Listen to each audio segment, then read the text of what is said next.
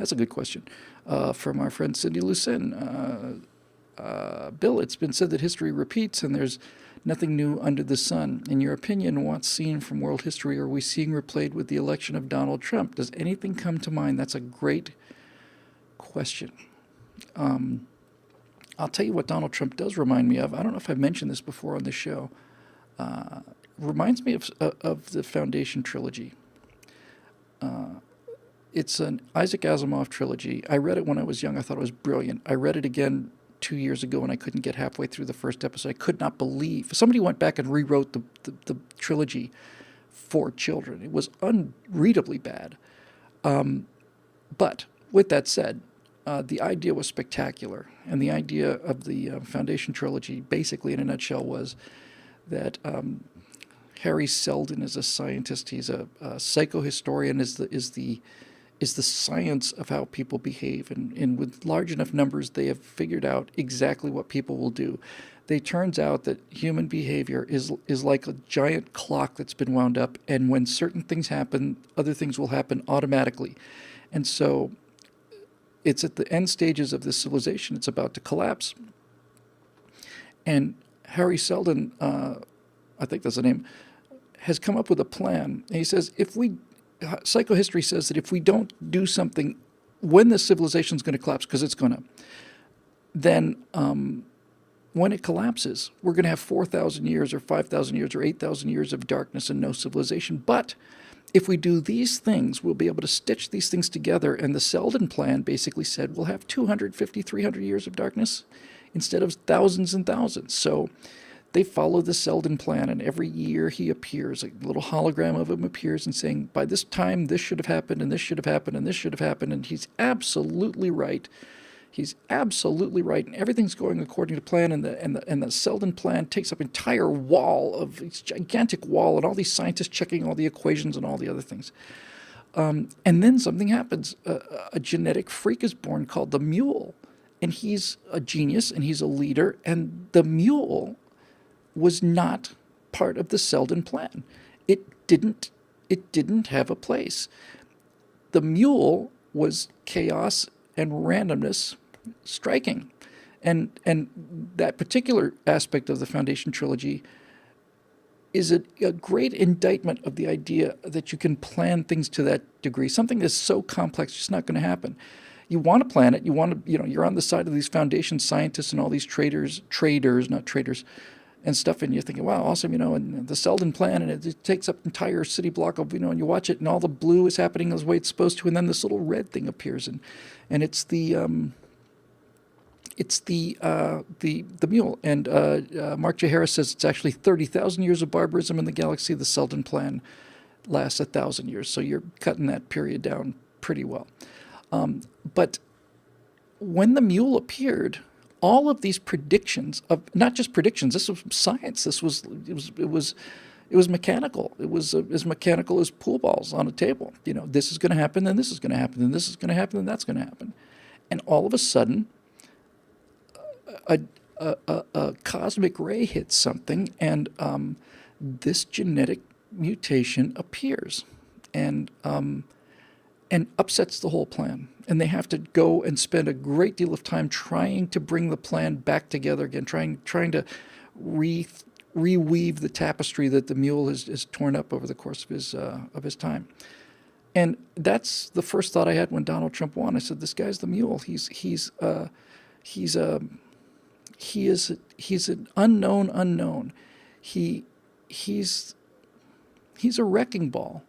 And I think that's a term of honor these days, and I think the American people, by and large, are completely aware of the fact that he's a wrecking ball. The people that have been behind him the whole time, and the people who were more reluctant and came later, and even the people who are against him, understand that Donald Trump is a wrecking ball. Now, that's different than being a destroyer, because a destroyer just goes around and just burns things to the ground. But the idea of a wrecking ball is that if you swing a wrecking ball at a building, you're doing it so that you can put in place a better building. You can put a better building in place. So if you're going to build a beautiful brand new skyscraper and there's a, crappy little 6-story, rotting away brick thing, You got to knock that down first, and I think that's what Trump is going to do. I think he's going to knock down a lot of this stuff. He is an unknown. No one knows what he's going to do. That's why he was elected. You want to talk about a time for an outsider? This was it. And he just doesn't care. And if you had told me a year ago or 2 years ago, I don't want to keep pointing this out because a few people have pointed it out lately, but 3 days after Romney lost, I said on camera, I think the next president's going to be a Republican. He's going to come from the pop culture. But I didn't expect this. When Donald Trump tweets things, part of me goes, this is appalling. The president of the United States shouldn't be using Twitter and to make policy. And then another part of me says, well, what's he supposed to do? If he's here to point out just how biased the media is he supposed to get that message out through the media? Is he supposed to allow the people that he's pointing out to be fake news outlets make up stories about him or control the narrative? No. He's going directly to the American people. He's going directly to the people of the world. I think the tweets, generally speaking, read rather adolescent, but the idea is brilliant, and it's something I've always wondered about. Why not just go directly to the people? You know, the people want some honesty. They want some truth. So he's amazing, and Victoria says at least he's talking to the people directly. He is. He's not talking at them. He's in the White House, or will be in the White House, because he listened. Because alone among all of the candidates in 2016, he listened to what Americans were saying and realized that the solution was something that was not politically correct. As a matter of fact, political correctness was one of the top things that people wanted destroyed. And so he did it. And the thing about Trump is Donald Trump has, and I didn't really fully realize this until recently, until after the election. But Donald Trump is a very courageous man. There's never been vitriol like this against a president, except for perhaps Abraham Lincoln when he was elected. So there's the physical courage of it. And, the number of people that are openly calling for assassination attempts on Trump is just shocking and awful. So anybody who runs for that job has to have some physical courage, and so does the family. But the thing I think I like most about Trump is he's got this kind of moral courage that I don't think comes from a place of really kind of like, for me, I feel like I can have courage about things because I understand them and I understand how they interlock, and honesty's on my side, and so is statistics and facts and history and all the rest, so that if somebody comes up with a counterattack, I'm ready to deal with them. I kind of come to that place of confidence from a kind of real solid bedrock, which I took a decade to put together. I don't think Trump does that at all, but Trump doesn't care what people think. On some level, he cares enormously what an individual thinks. I don't think somebody said he never got over the small hands thing. He just, with some guy, he just sends him an email every year or something. But with that said, he doesn't care what the elites think. He doesn't care. He doesn't care. He's never going to go to these big cocktail parties in New York anymore, and he doesn't seem to care because he's the president of the United States, for God's sakes. Rhonda says that a Trump hater threw a cup of Coke on her the other day for wearing her Trump T-shirt, and he got arrested. Well, good that he got arrested. The fact that somebody, see, this is we're talking about a wrecking ball and things needing to be destroyed. We think that what needs to be destroyed is the IRS and the Justice Department and the State Department. We think that all of these things are things that have to go and be completely dismantled in order to reassemble them into something like what they used to be. But the main thing that has to be destroyed is that smugness and that self-satisfied preening that allows somebody to get up and throw a drink on somebody they've never met because the person is wearing a T-shirt for a candidate they don't like. That's what has to go. That's what has to go. These progressive, fascist, violent, mean-spirited, hateful bigots have got to have their nose rubbed in it. I really, I think what this is it's like housebreaking a puppy. These people have been just crapping on the carpet wherever they want to, whenever they want to, for the whole time, and now somebody's rubbing their nose in it. Somebody's actually saying, yeah, it's a bad dog. It's going to be tremendous. I think, I've heard that small business confidence is high as it's ever been since 1980. That's quite a while ago. And I think that Trump is smart enough to take advantage of the fact that there's a tremendous amount of economic growth that has been suppressed by Obama's taxes and policies and regulations. And if he gets in there and cuts those out of the way right away, that spring's going to uncoil, and we're going to see economic growth, the likes of which we've never seen. One of the things that's so awful about Obama is the things that he didn't do. Undoubtedly, most of you know more about this than me, but there's something called, I think it's called opportunity cost, and basically what it says is if you do one thing, that means you don't get to do something else. Duh. But it's actually quite a profound thing when you think about it. When you think about an action, you start a company, let's say, I start a political commentary company, and I make some money, and I lose some money, spend some money, and do all this other stuff. It succeeds or it fails, whatever. That's what I did, and I can look at the revenues that this place generates, or the losses that it generates, and say, okay, these were my choices. But I had a choice where I didn't do this at all. I had a choice where I went into advertising or something like that, and just made a ton of money doing something completely different. So you have to look at the things that you didn't do against the achievements that you did accomplish, and this is where I think where Obama really gets an F minus.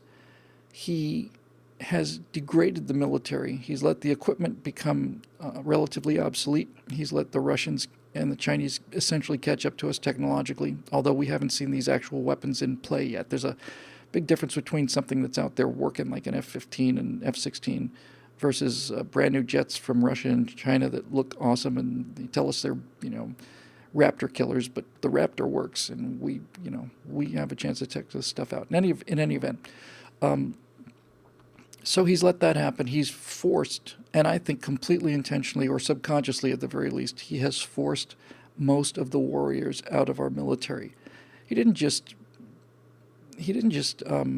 cashier them. He basically issued a series of orders and regulations that made it intolerable for a warrior to remain in the U.S. military. Intolerable. Not just annoying, but intolerable, incompatible with their personal honor. So that's degraded. But the main thing actually that Obama, I think, is going to have to own up for, and I think this Trump thing could really show an outline of it, is we have to understand how much we missed, how many things we did not do during his 8 years. How many things did we not do? What could we have done if we had somebody who was economically savvy, who genuinely loved America, not just progressive America? We can see that he set race relations back. We can see that his economic growth has not been good. We can see that he's degraded the military. We can see that we don't seem to have any friends or allies left in the world, and our enemies are getting stronger. We can see all of that. But that's just half of the story. We can see from the zero level down to all these negatives that he's had, but we don't get to see the positives that would have happened if he wasn't there. He's the 8 years we've spent with Barack Obama have been wasted. Not just with all the things that we see that we didn't like, but the miraculous things that could have happened and didn't. It's just plain gone. I want my 8 years back, but they're not coming back. So, fortunately, people's desires and hopes and work ethic sometimes is driven underground, sometimes it slows down, but it's kind of like one of those little insect chrysalis, something where it's something that's basically sleeping for a long time, and then suddenly it rains and this thing wakes us up after a year or something. Donald Trump is going to inherit a tremendous debt and a tremendous, kind of sword of Damocles of disaster, which he didn't cause, but he's also going to inherit 8 years of frustration and anger and just basically just leaving of the people that work hard and the people that make jobs and the people that make new stuff. Those people have been lying low. They can't plan their business. They don't know what they're going to. Somebody's going to just decree some form of insurance and it's going to triple your rates. You can't run a business like that. You're not going to invest in something that's going to take 3 or 4 years to develop when there's absolutely no predictability. The government's just going to do whatever it feels like. So I think that Trump is going to reap some major benefits because I think people for the last 8 years have wanted to do things and they just haven't. It's just been too expensive, or they don't have the money because they're getting taxed and, all the rest of it. I think he's got a real opportunity, and there are indications that people understand this. I don't think that's why he was elected in most cases. I don't think he was there because people thought he had great economic sense, although some people certainly did mention it. I think Trump was there to destroy something, to destroy what we'd become. But he is certainly aware of how you make money, and he's aware of what a chump deal is when he sees one. And that is actually probably the very best thing for the country right now. It doesn't need oratory. It doesn't need rhetorical strength. It doesn't need Winston Churchill to keep us going through this long fight where odds are against us and everything is dark. No, we need a guy who says, here's what Trump actually is.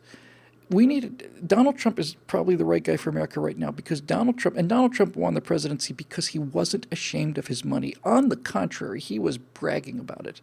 He was bragging about being rich. When was the last time we've seen that? Mitt Romney ran away from his money, $250 million, and he wouldn't even release his tax records, and he wouldn't, I'm still. No, Trump is proud of it, and he should be. Donald Trump, I think, is going to make it okay to be rich again, make it okay for you to work again.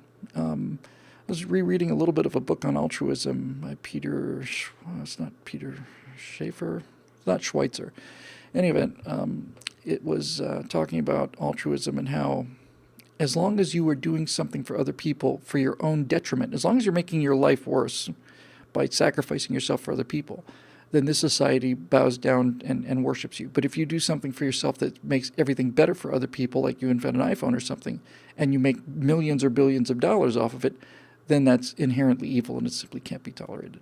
So, yeah, I think after 8 years of listening to these losers and weenies and layabouts and slackers and eco freaks and code pink nutcases and after 8 years of having them just basically run things, I think the American people have finally said, you know what, this has been a bad idea. Let's try anything different, something different, anything different, and that's what they got.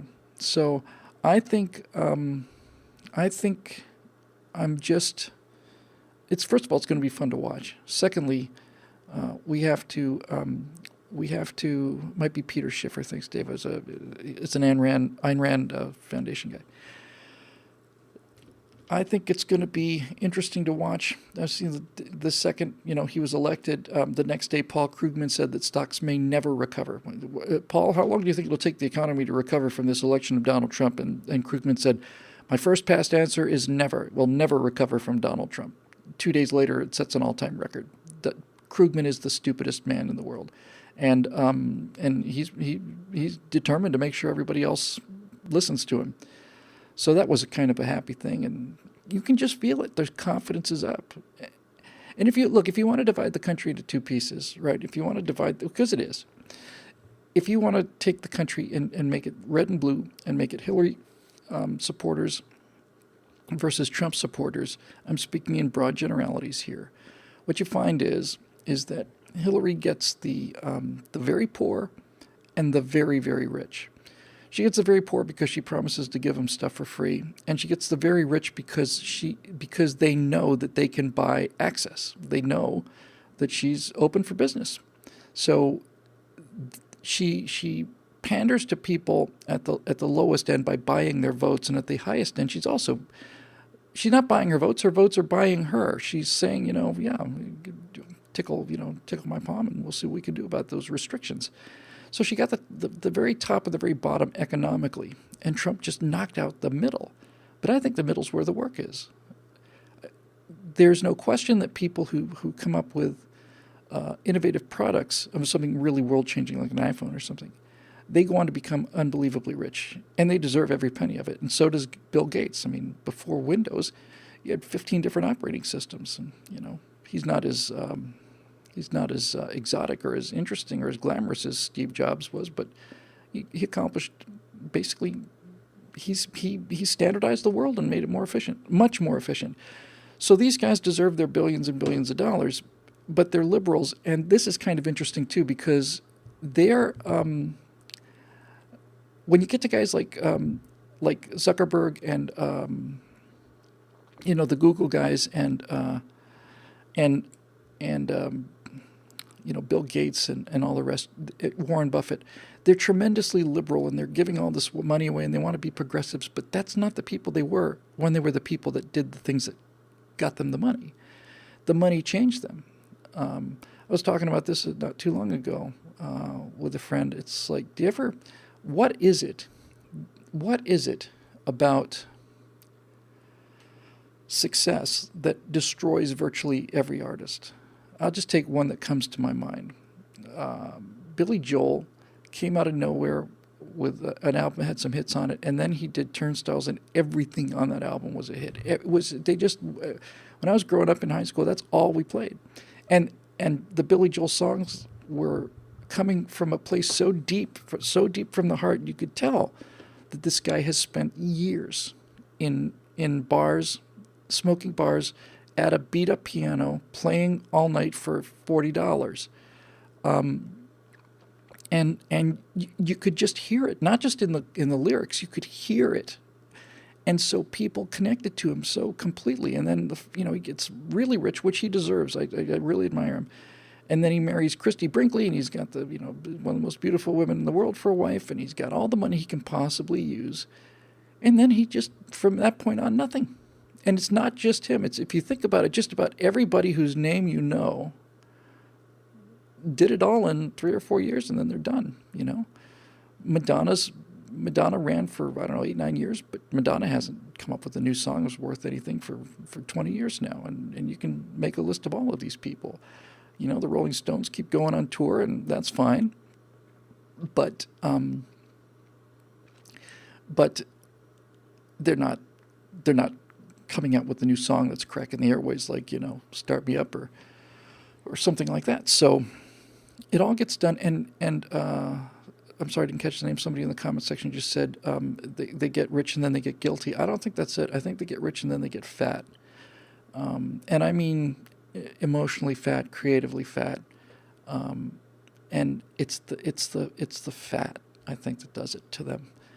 They get to a place where they realize, well, I've said most of the things I want to say, and I've been incredibly well rewarded, and all of the hardships that made me the kind of artist that people wanted to buy, all of that heart that I had beaten into me for decades out there wandering in the gutters, those are gone now. Now I live in a palace, and since I live in a palace, I think maybe I'm just going to live in the palace, and I'll just do the stuff.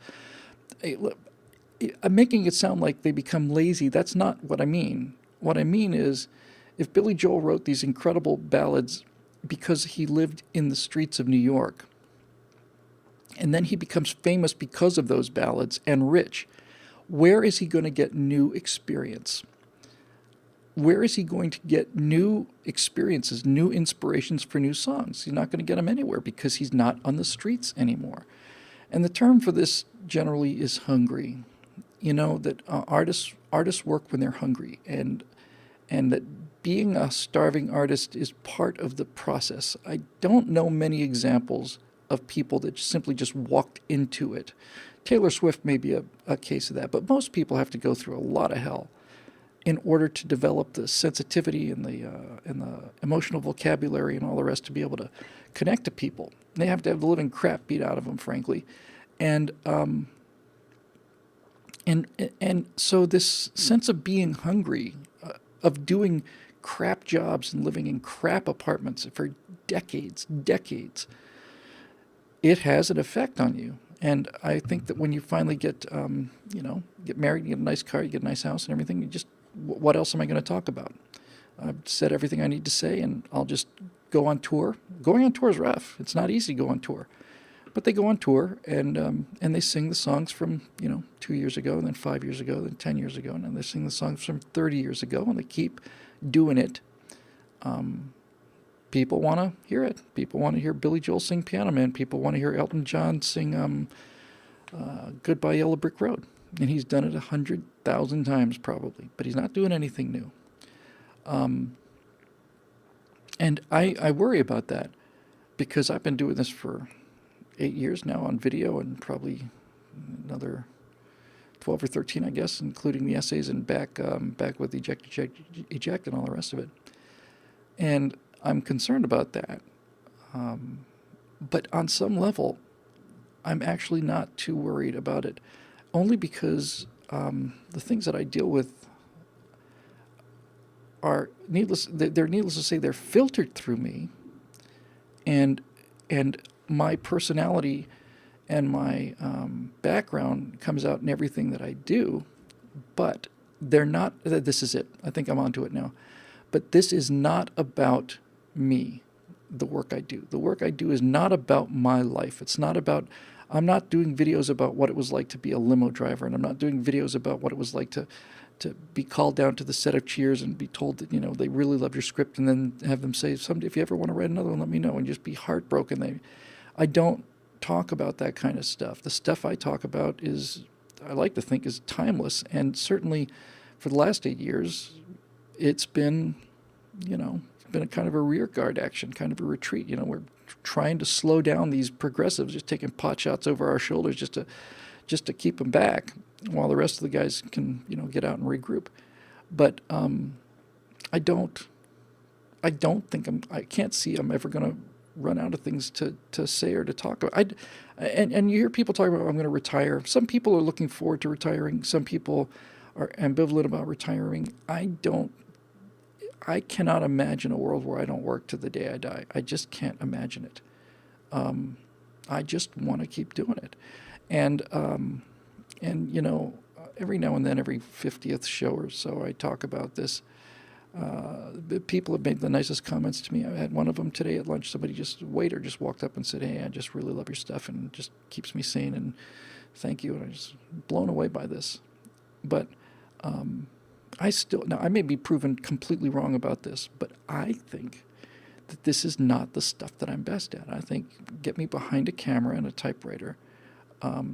I can tell stories in movies that I think will be. I think I will be able to exercise my talents more than I'm doing now in a completely different way, and do it better.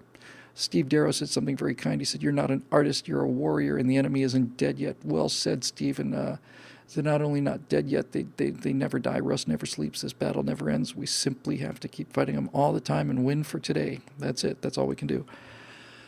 But anyway, that was kind of fun. I'm not doing that time here. I need to get back to editing. So let me just do one. We'll take one more here.